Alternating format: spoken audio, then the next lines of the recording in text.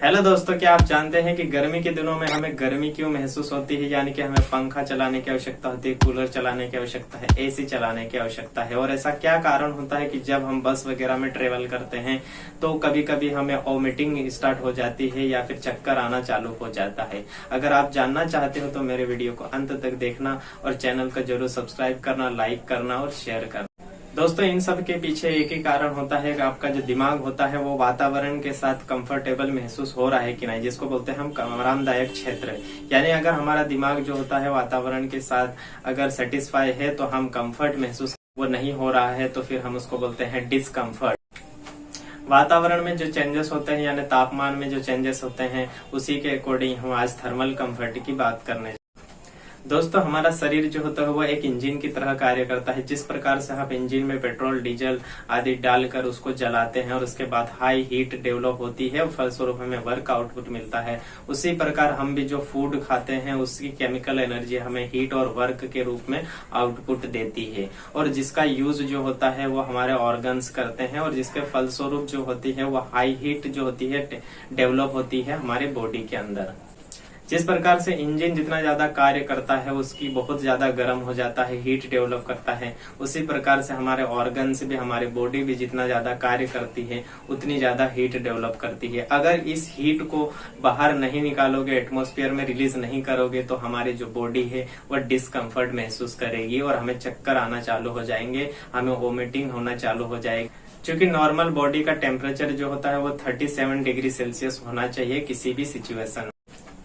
यदि normal temperature से body का टेम्परेचर थोड़ा भी ज्यादा या कम होता है तो हमारी जो बॉडी होती है वो डिस्कम्फर्ट महसूस करती है। चाहे गर्मी का सीजन हो चाहे ठंडी का सीजन हो, हमारी बॉडी का टेम्परेचर यानी हमारी बॉडी के अंदर जो हीट डेवलप हो रही है उसको कंटिन्यूसली एटमॉस्फेयर में रिलीज करते रहना चाहिए। और जो अंदर की जो हीट होती है वो हमारी स्किन के माध्यम से या हमारे जो नर्वस सिस्टम होता है जिसमें ब्लड सर्कुलेट होता रहता है उसके माध्यम से जो हीट होती है वो बाहर एटमॉस्फेयर में रिलीज होती है। अगर गर्मी की बात करें तो हमें कम हीट बाहर डिस्पैच करने की आवश्यकता होती है और ठंडी की बात करें तो हमें ज्यादा हीट एटमॉस्फेयर में रिलीज करने की आवश्यकता होती है। दोनों ही सिचुएशन में हमारे जो बॉडी का टेम्परेचर है उसको मेंटेन करने की आवश्यकता होती है, जिसके कारण वातावरण के साथ हमें इक्विलिब्रियम बनाए रखने की आवश्यकता होती है, जिसको हम थर्मल इक्विलिब्रियम। इसीलिए हम लोग ठंडी के दिनों में हीटर वगैरह का यूज करते हैं, हैवी कपड़े पहनते हैं, और गर्मी के दिनों में हम जो है वेंटिलेशन यूज करते हैं, पंखे चलाते हैं, कूलर का यूज करते हैं और एसी चलाते हैं।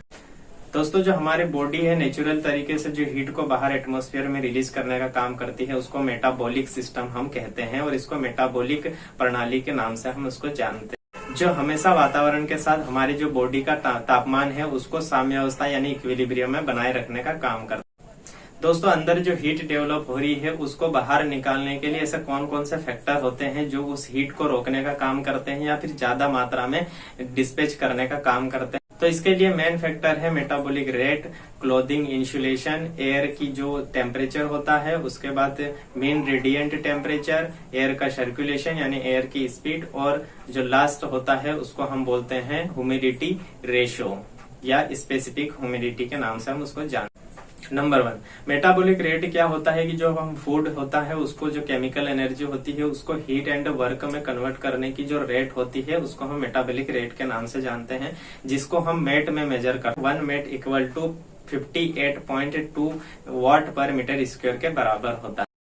मेटाबॉलिक रेट हर एक एक्टिविटी के लिए अलग अलग होता है। यदि आप सो रहे हैं तो उसके लिए 0.7 मेट होता है। अगर आप थोड़ी सी एक्टिविटी परफॉर्म कर रहे हैं तो उसके लिए आपका जो होता है यानी सिटिंग अवस्था में है तो उसके लिए 1 मेट होता है। अगर आप थोड़ा सा मूवमेंट वगैरह कर रहे हैं यानी थोड़ा सा वर्क परफॉर्म कर रहे हैं उसके लिए 1.2 से लगाकर 1.4 मेट तक होता है। यदि आप थोड़ा सा ज्यादा वर्क परफॉर्म कर रहे हैं जैसे कि एक्सरसाइज वगैरह कर रहे हैं तो इसके लिए आपका जो मेटाबॉलिक रेट होता है वो 2 मेट के बराबर होता है। तो आप समझ सकते हो कि किस प्रकार से अगर रेट बढ़ रहा है तो आपकी हीट जनरेशन रेट भी बहुत ज्यादा मात्रा में बढ़ रही है और बहुत ज्यादा आपको हीट बाहर निकालने की आवश्यकता है। दोस्तों, दूसरे फैक्टर की बात करते हैं हम क्लोथिंग इंसुलेशन की। अगर हम क्लोथिंग इंसुलेशन की बात करें तो ठंडी के दिनों में जो होते हैं हमारी जो बॉडी होती है वो ठंडी हो जाती है और उसको गर्म बनाए रखने की आवश्यकता होती है। इसलिए हम क्या करते हैं कि जो हम हैवी कपड़े पहनते हैं ना, गर्म कपड़े पहनने की आवश्यकता होती है, जिसके फलस्वरूप हमारी हीट जो होती है वो अंदर के अंदर ज्यादा डेवलप हो जाती है। अगर हम गर्मी के दिनों की बात करें तो हम जो लाइट वेट कपड़े पहनते हैं और लाइट कपड़े पहनते हैं, जिससे हमारा जो एटमॉस्फेयर के साथ कांटेक्ट ज्यादा बना रहे और हीट आसानी से डिस्पैच हो। तीसरे फैक्टर की बात करते हैं हम, जिसको बोलते हैं एयर का टेम्परेचर। ये हम भली भांति जानते हैं कि समर सीजन या गर्मी के दिनों में वातावरण का तापमान बहुत ज्यादा हो जाता है और ठंडी के दिनों में वातावरण का तापमान जो होता है बहुत कम हो जाता है। इसके लिए मैं आपको एक एग्जांपल देता हूँ। अगर जो नदी का बहना जो होता है वो हायर लेवल से जो होता है लो लेवल की ओर होता है, कभी भी जो लो लेवल से हायर लेवल की ओर नदी नहीं बहती है, तो उसी प्रकार जो हीट होती है, उष्मा होती है, उसका बहाव भी जो होता है, फ्लो भी होता है हायर हीट बॉडी से लोअर हीट बॉडी की ओर फ्लो होता है, यानी हायर टेम्परेचर से लोअर टेम्परेचर की ओर। अगर हमारे बॉडी का टेम्परेचर 37 से 38 भी हो जाता है और एटमॉस्फेरिक टेम्परेचर जो होता है वो 42 45 हो जाता है, तो इस सिचुएशन में हमारे अंदर की जो हीट है, बॉडी के अंदर की हीट है, वो एटमॉस्फेयर में रिलीज नहीं होगी। अगर हम ठंडी की बात करें तो ठंडी में एटमॉस्फेरिक टेम्परेचर कम हो जाता है, जिसके फलस्वरूप जो होता है बॉडी का टेम्परेचर भी कम हो जाता है और हमारी बॉडी जो होती है फटाफट या फास्ट वर्क करना चालू करती है ताकि एटमॉस्फेयर के साथ मेंटेन कर सके हमारे तापमान को। तो दोनों ही सिचुएशन में हम डिस्कम्फर्ट महसूस। चौथे फैक्टर की बात करते हैं हम, मेन रेडिएंट टेम्परेचर। तो ये क्या होता है कि हमारा जो रूम होता है उसके अंदर हम बहुत सारे इक्विपमेंट्स वर्किंग परफॉर्म में रहते हैं, जैसे कि हम लाइट की बात करें जिससे भी हीट डेवलप होती है, अगर हम फैन वगैरह की बात करें जिसके फलस्वरूप भी हीट डेवलप होती है, तो जिसके फलस्वरूप हमारा जो रूम होता है वहां का तापमान जो होता है बढ़ना चालू हो जाता है।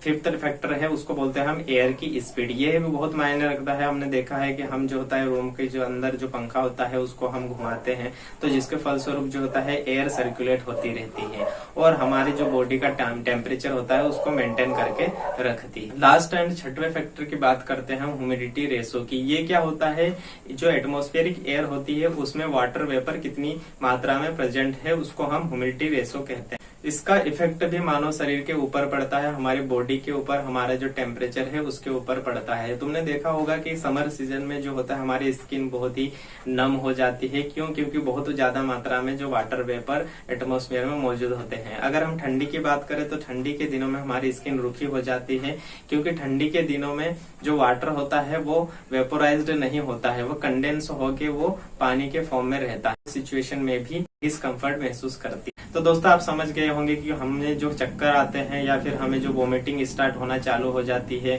तो इन सब चीजों को हम डिस्कम्फर्ट कहते हैं। और अगर हमारा एटमॉस्फेयर के साथ जो है हीट का ट्रांसफॉर्मेशन अच्छा बना रहा तो हमारी बॉडी कंफर्टेबल महसूस करती है। अगर आपको ये वीडियो अच्छा लगा होगा तो जरूर लाइक करना, शेयर करना और मेरे चैनल को सब्सक्राइब जरूर करना।